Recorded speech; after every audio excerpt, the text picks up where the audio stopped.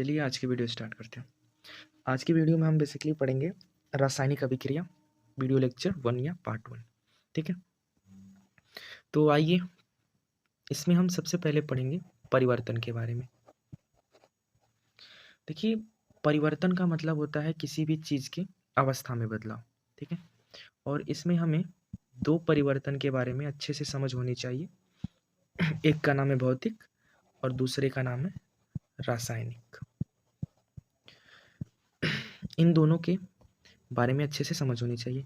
देखिए, भौतिक परिवर्तन और रासायनिक परिवर्तन, इनमें अगर सबसे मेजर अंतर की बात कर लें तो इनमें मेजर अंतर ये होता है कि जो भौतिक परिवर्तन होती है उसमें संरचना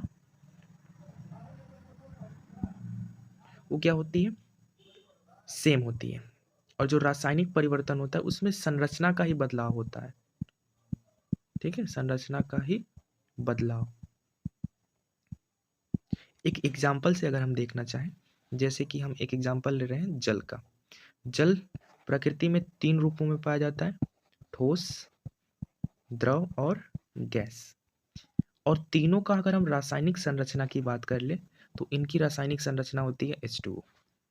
तो यानी ठोस जल है और द्रव जल है, इन दोनों की रासायनिक संरचना सेम है।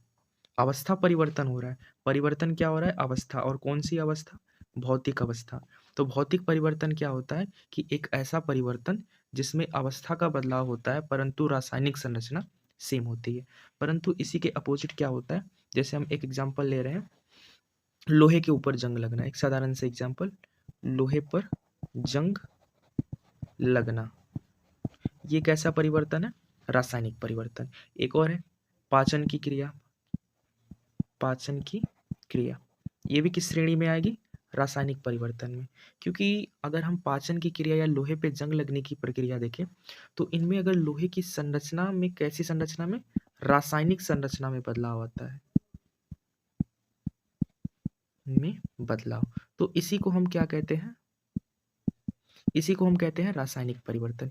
यानी जब किसी भी पदार्थ या किसी भी तत्व के रासायनिक संरचना में परिवर्तन आ जाता है तो उसको हम कहते हैं रासायनिक परिवर्तन। ठीक है, तो इसी से मिलता जुलता एक टॉपिक होता है रासायनिक अभिक्रिया। तो रासायनिक अभिक्रिया क्या होती है उसको देखते हैं। देखिए, परिभाषा यहाँ पे लिखा है कि वे क्रियाएं जिसमें पदार्थ के संगठन, गुण तथा संरचना में परिवर्तन होता है अभिक्रिया कहलाती है। ठीक है, तो ये तो रही परिभाषा। तो इसको मैं एक्सप्लेन करता हूँ। इसमें 3 चीज हमें देखने को मिल रहा है। एक तो है संगठन, और एक है गुण, और एक है संरचना। इन तीनों में अगर परिवर्तन होगा, इसी को हम क्या कहते हैं? रासायनिक अभिक्रिया। ठीक है, तो रासायनिक अभिक्रिया क्या है? किसी भी पदार्थ के संगठन, गुण और संरचना में बदलाव को ही हम रासायनिक अभिक्रिया कहते हैं। तो इसमें एक चीज है संगठन। संगठन का मतलब होता है कि कोई तत्व जिस जिस पदार्थ से मिलकर बना होता है उसी को हम कहते हैं संगठन। जैसे कि एग्जाम्पल ले रहे हैं, जल को ही ले रहे हैं तो जल में, जल का संगठन क्या क्या है? इसमें कौन कौन से तत्वों के उपयोग से जल बन रहा है? एक तो अपना है हाइड्रोजन और एक है ऑक्सीजन। यानी इसमें संगठन के रूप में क्या क्या है? हाइड्रोजन और ऑक्सीजन। गुण की बात करें तो गुण का मतलब होता है कि प्रकृति, उसकी कैसी अवस्था है, कि वो ठोस है कि द्रव है कि गैस या किसी और अवस्था में है, उसको हम कहते हैं गुण। संरचना का मतलब होता है कि उनके बीच में कैसा आयनिक बंध है, कि सहसंयोजी बंध है कि कैसा बंध है, उसको हम कहते हैं संरचना। यानी उसकी हाइड्रोजन और ऑक्सीजन की बीच का जुड़ाव किस माध्यम से है, उसी को हम कहते हैं संरचना। यानी किसी भी पदार्थ के इन तीनों अवस्थाओं में परिवर्तन होता है, उसी को हम कहते हैं रासायनिक अभिक्रिया। ठीक है, तो परिभाषा देख लेते हैं कि वे क्रियाएं जिनमें पदार्थ के संगठन, गुण और संरचना में क्या होता है? परिवर्तन होता है, उसी को हम अभिक्रिया कहते हैं। और अभिक्रिया कितने प्रकार की होती हैं? 2 प्रकार की। एक है नंबर 1 नाभिकीय अभिक्रिया और एक है रासायनिक अभिक्रिया। ठीक है, तो नाभिकीय अभिक्रिया पे चर्चा करते हैं कि नाभिकीय अभिक्रिया क्या होता है। तो देखिए, यहाँ पे मैंने लिखा है नाभिकीय अभिक्रिया। इस अभिक्रिया में परमाणु के नाभिक भाग लेते हैं और इस अभिक्रिया में परमाणु का स्वरूप परिवर्तित हो जाता है, अर्थात एक प्रकार के परमाणु दूसरे प्रकार के परमाणु में परिवर्तित हो जाते हैं। ठीक है, तो ये इसको मैं एक्सप्लेन करता हूँ। देखिए, कोई भी पदार्थ होता है तो पदार्थ जो होता है छोटे छोटे कणों से मिलकर बना होता है। उन छोटे छोटे कणों को हम कहते हैं परमाणु। ठीक है, और जो भी परमाणु, अगर मैं इस गोले को परमाणु मानूं तो इस गोले के परमाणु का एक केंद्र होता है और उसी केंद्र को हम क्या नाम देते हैं? उस केंद्र को हम नाम देते हैं नाभिक। ठीक है, और इस परमाणु के इस केंद्र के चारों तरफ एक ऐसा सर्कल होता है और जिसमें क्या भाग लेता है? इलेक्ट्रॉन। ठीक है, और ये इसका सेंटर है और ये एक छोटा सा अणु है, उसी को हम कहते हैं परमाणु। ठीक है, तो जो नाभिक होता है, यानी जब किसी भी पदार्थ, कोई भी पदार्थ लिया हमने और उस पदार्थ में अगर नाभिक भाग लेगा, ठीक है, पदार्थ है उसमें अभिक्रिया हो रही है, उसमें कुछ चेंजिंग हो रहा है और उस चेंजिंग में नाभिक भाग लेगा तो उस पदार्थ का स्वरूप क्या हो जाता है? चेंज हो जाता है। ठीक है, जैसे अगर इसकी संरचना किसी चीज से बनी है और इसकी संरचना जिस चीज से बनी है उस मूल चीज को ही हम बदल दें तो उसकी संरचना भी बदल जाएगी। तो सेम यही क्रिया होती है नाभिकीय अभिक्रिया में। नाभिकीय अभिक्रिया में क्या होता है? कौन भाग लेता है? नाभिक अभिक्रिया में क्या होता है? परमाणु के नाभिक भाग लेते हैं और नाभिक के भाग लेने से क्या होता है? परमाणु का स्वरूप क्या हो जाता है? बदल जाता है, यानी उसकी अवस्था में परिवर्तन हो जाता है। तो इसी को हम कहते हैं नाभिकीय अभिक्रिया। ठीक है, और फिर आते हैं रासायनिक अभिक्रिया। तो रासायनिक अभिक्रिया क्या होती है? इनमें परमाणु के नाभिक ना भाग लेकर के इसमें क्या होते हैं? परमाणु के बाहर जो मुक्त इलेक्ट्रॉन होते हैं वो भाग लेते हैं, जिसके कारण क्या वो भी किस रूप में? अविभाज्य रूप में। तो जिससे क्या होता है? परमाणु लगभग अविभाज्य रूप में भाग लेता है और इसकी निजी स्वरूप नष्ट नहीं होती। ठीक है, यानी अगर कोई नाइट्रोजन है और वो अभिक्रिया में भाग ले रहा है तो उत्पाद में भी नाइट्रोजन होगा। क्यों?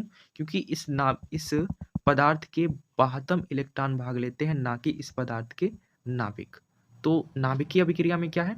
उस पदार्थ के नाभिक भाग ले रहे हैं जिसके कारण उसकी अवस्था में परिवर्तन हो रहा है। और रासायनिक अभिक्रिया क्या है? उसमें क्या हो रहा है? उस पदार्थ के नाभिक परमाणु का उस परमाणु का नाभिक ना भाग लेकर के उस पदार्थ का क्या भाग ले रहा है? बाह्यतम इलेक्ट्रॉन, जिसके कारण उसका निजी स्वरूप क्या रहता है? अस्तित्व में रहता है और नाभिकीय अभिक्रिया में उसका निजी स्वरूप ही नष्ट हो जाता है। ठीक है, तो यहाँ तक क्लियर हो गया। और फिर एक और चीज जान लेते हैं कि रासायनिक अभिक्रिया एक ऐसा प्रक्रम होता है जिसमें कुछ पुराने बंध टूटते हैं और कुछ नए बंध का निर्माण होता है। जैसे मान लीजिए मैं एग्जाम्पल में एक मैं रासायनिक अभिक्रिया ले रहा हूँ। जैसे ले लिया मैंने ZnO plus H2SO4, it gives ZnSO4 plus H2O। ठीक है, ये एक रासायनिक अभिक्रिया। तो एक रासायनिक अभिक्रिया होती कैसी है, उसके लिए हमें इनके बीच में बंध निर्माण की प्रकृति को पढ़ना पड़ेगा। जैसे ये जिंक है और ये ऑक्सीजन है, इसके बीच में एक बंध होता है। ये हाइड्रोजन और ये सल्फेट है, इसके बीच में भी बंध होता है। तो रासायनिक अभिक्रिया में क्या होता है? सबसे पहले पुराना बंध ये टूटता है। ठीक है, और फिर क्या होता है? ये जिंक इस सल्फेट के साथ क्रिया करेगा और ये हाइड्रोजन इस ऑक्सीजन के साथ, और फलस्वरूप क्या कर लेंगे? ये इसके साथ जुड़ जाएगा और ये इसके साथ, और ये जुड़ करके ये बना लिया ZnSO4 और ये H2O। तो इसमें हम क्या देख रहे हैं? रासायनिक अभिक्रिया में पुराना बंध टूटा, नया बंध बना, जिसके फलस्वरूप रासायनिक अभिक्रिया संपन्न हुई। तो यहाँ तक क्लियर है? यहाँ तक एक बार रिवाइज कर लेते हैं कि क्या क्या हमने अभी तक देखा। अभी तक हमने ये देखा कि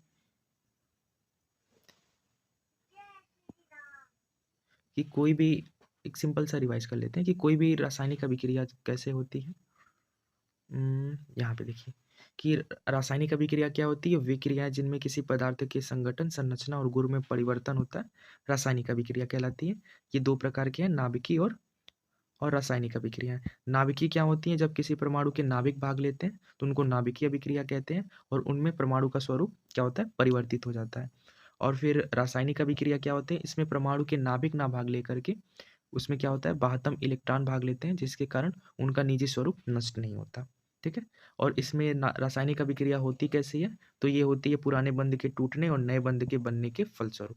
ठीक है, तो यहाँ तक क्लियर हुआ। तो शेष आगे की टॉपिक को हम कल करते हैं। ठीक है, धन्यवाद।